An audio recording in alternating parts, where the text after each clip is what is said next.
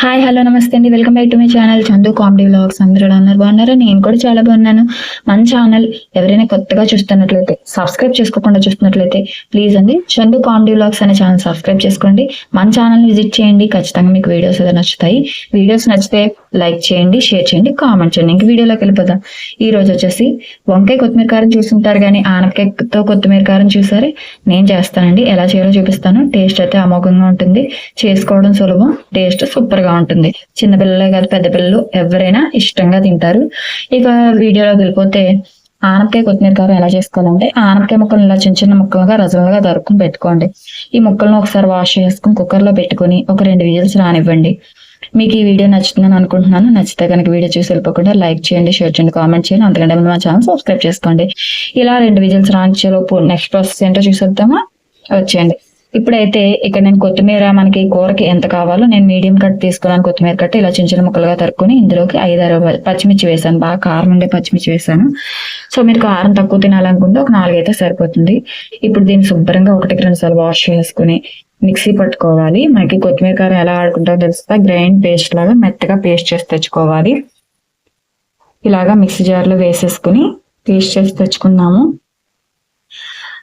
మన ఛానల్లో cooking videos, skin care tips, hair care tips, entertainment, comedy videos అన్నీ ఉంటాయండి.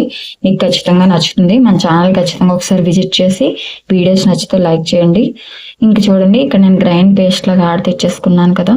ఈలోపు ముక్కలు కూడా ఉడికిపోయి ఉంటాయి. విజిల్స్ వచ్చేది కదా, స్టవ్ ఆఫ్ చేసుకున్నాము. కుక్కర్ కూడా తీసి మీకు ముక్కలు బాగా ఎలా ఉడికేయలేదో కూడా చూపిస్తాను.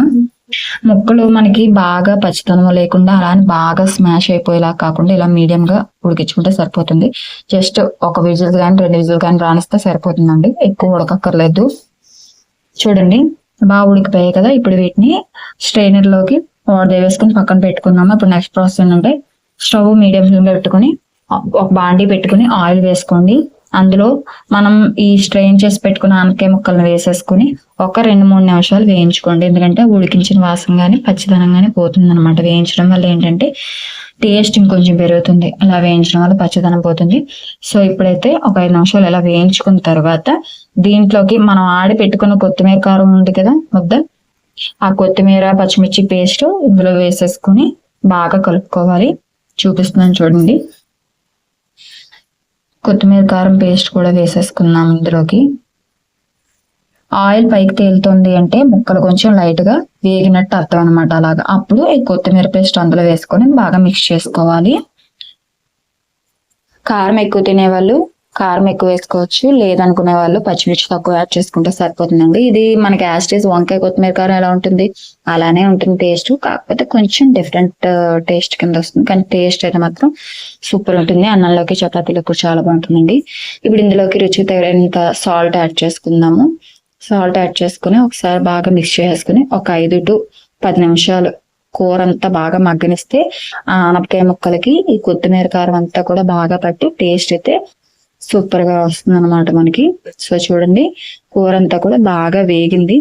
మనకి ఏంటంటే ఆ నూనె అంతా పైకి తేలాలన్నమాట. అలా తేలితే కూర దగ్గర పడింది అని అర్థము. సో ఇక్కడ చూపిస్తున్నాను కదా. సో మనకి ఫైనల్లీ ఆనపకాయ కొత్తిమీర కారం అయితే కూర ప్రిపేర్ అయిపోయింది అనమాట. ఇంకా మన ఛానల్ ఎవరైనా సబ్స్క్రైబ్ చేసుకోకుండా చూస్తున్నట్లయితే చందు కామెడీ వ్లాగ్స్ అనే ఛానల్ సబ్స్క్రైబ్ చేసుకోండి. అలానే వీడియో నచ్చితే లైక్ చేయండి, షేర్ చేయండి, కామెంట్ చేయండి. ఇక్కడైతే ఫైనల్లీ మనకి కూర ప్రిపేర్ అయిపోయింది కాబట్టి దీన్ని ఒక బౌల్లోకి సర్వ్ చేసుకున్నాము. మనకి వంట రాని వాళ్ళు, వంట నేర్చుకున్నాం అనుకునే వాళ్ళు, బ్యాచిలర్స్ ఎవరైనా సరే ఈజీ ప్రాసెస్ తో అయిపోతుంది. తక్కువ ఖర్చుతో అయిపోయే కూర అనమాట ఇది.